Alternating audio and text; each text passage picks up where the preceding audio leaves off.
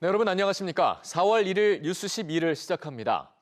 다음 주부터 식당과 카페 등 다중이용시설의 영업시간이 밤 12시로 연장되는 등 거리 두기 조치가 다시 한번 완화됩니다. 정부는 앞으로 2주간 사망자와 의료 여력을 지켜본 뒤에 남아있는 방역 조치도 과감하게 개편하겠다고 밝혔습니다. 서진석 기자입니다. 정부가 다음 주부터 사회적 거리 두기를 완화하기로 했습니다. 오는 16일까지 식당과 카페 등 다중이용시설의 영업시간을 밤 12시까지로 연장합니다. 사적 모임 인원도 기존 8인에서 10인으로 확대했습니다. 거리 두기 정책 자체를 폐지하자는 요구도 나오지만 정부의 판단은 신중론이었습니다. 대통령직 인수위원회의 의견도 존중하여 심사숙고 끝에 내린 결정이라는 점을 말씀드립니다.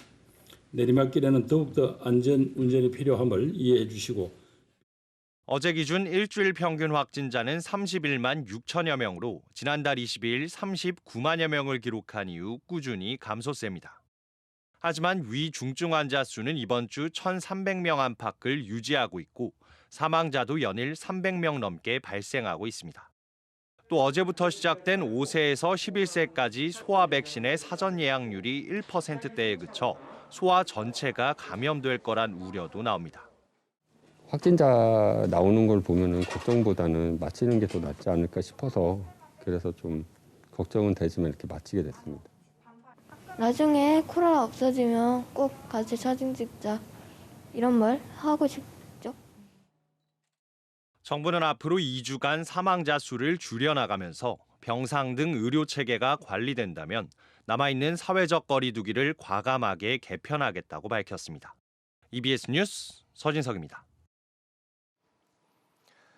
코로나 팬데믹 기간 한시적으로 허용됐던 매장 내 일회용품 사용이 오늘부터 제한됩니다.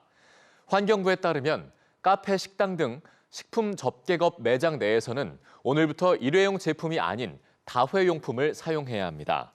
카페 내에서 음료를 마시려면 머그잔에 받아야 하고 일회용 봉투와 쇼핑백도 무상으로 제공할 수 없습니다.